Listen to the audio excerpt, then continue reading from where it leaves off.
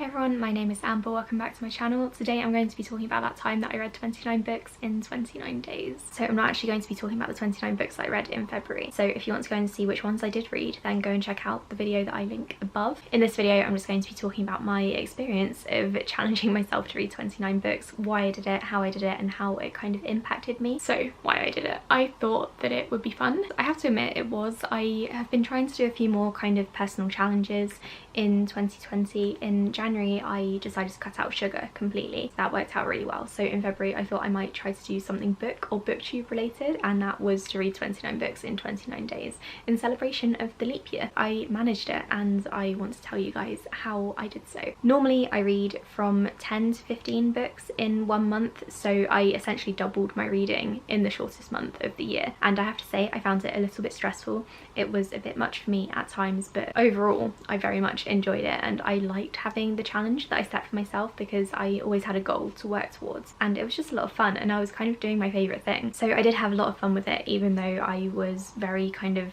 wired up and had to constantly focus on this challenge. So there were a few things that I did differently to normal in order to read 29 books in February. First of all, I listened to audiobooks in the car. I do this normally, but I also often intersperse it with podcasts, and this time I focused solely on audiobooks. My commute is about 35 to 45 minutes each way, and I listen to audiobooks roughly on 1.5 speed unless I'm trying to really focus. So I got a lot of reading in there. I also take an hour for lunch, so I was reading during my lunch breaks and kind of neglecting my fitness stuff. I spent a lot less time scrolling on my phone. I wasn't really on Twitter all that much. I didn't look at any of the gossip sites that I normally look at. Guru gossip sometimes eats away at my soul, and I wasn't really on there that much this month. I haven't really been Instagramming either, and I haven't been watching many booktube videos, although I have seen a few while I've been at the gym. Another thing that I did was I DNF'd books sooner, so if I wasn't getting into a book in the first 20 or so pages, I knew that I wasn't in the mood for it, so I put it down, whether it was kind of a permanent DNF or a temporary one while I got through this month. I made sure that I put books down if I just could not get into them, because it was very important to me that I flew through them and read them really quickly, whereas normally I would give them more of a chance. At the same time, if I was reading a book that I was enjoying in the beginning but then I started to slump on towards the end, I did not DNF. I powered through and either started speed reading, because by the like 50% point I figured that I had read so much of the book already and I just did not have time to put that one down completely and then start another one, so I made myself finish them. I picked out shorter books. A lot of the books that I read were around 300 pages or less, although I did pick up some more chunky ones. I think Children of Time was 600 pages, so that wasn't really a strict rule, but I did seek out shorter books and graphic novels as well. And then I also read a lot of contemporary and thriller books, because I tend to read those a lot faster than science fiction or fantasy, because with fantasy or science fiction you have to take some time to get into the world building, and to be honest I just did not have that time. So I focused a lot on books set in our real world, especially thrillers because they were really fast paced, and contemporary romance because they were just really easy to read and I didn't really have to focus that much. To be honest, I didn't really spend that much more time reading than I normally would. I reckon normally on a good day I would spend about an hour to an hour and a half reading a book, but during this challenge I probably upped it to 2 to 3 hours. I don't read in the mornings really ever because I just can't focus, but I do often read at lunchtime, and then in the evenings after work sometimes I do struggle to read books, so the majority of my reading I would say happens at lunchtime. But this time in February I made sure that I was reading in the evenings rather than doing any of my other hobbies. I also think that focusing on listening to audiobooks in the car had a big impact on me, because I am listening to several podcasts. Sometimes I just wouldn't listen to anything, I would just kind of focus on driving rather than putting anything on the radio. But I think every single work day in February I made sure that I was listening to something on the way to and from work, so that I made sure I was getting my reading in. So I guess I did up my reading quite a bit, but didn't really feel like I was putting so much effort into it. It all felt very natural, which I was really pleased with because it didn't really stress me out as I was doing the reading. I think I'm going to do a whole video on how to read faster and to read more, so if you'd be interested in that, let me know in the comments below and I can put something together for you. Now, as for the impact that reading that many books in 1 month had on me, the main thing that got to me was that I had a lot less time for my other hobbies. So I play video games and I also run a blog. I run the website Recaptains. I completely neglected all of those things in February. I didn't touch my blog once. That's been dead for a while now. I don't think I touched Recaptains because I managed to clear out my backlog at the end of January. And then gaming, I just hadn't done any anything, so I really missed that. I think that was the biggest downside for me, because I didn't really have time to do anything else but read in the evenings, because I don't get home until gone 5 o'clock. Other than cleaning and cooking, I only had time to read. I also haven't really watched as many TV shows as I normally do. Reading really got in the way of that, and I do view it as getting in the way because I wouldn't normally read that much. Another thing I noticed was that my mind was always on reading. I woke up and I was already focused on my audiobook.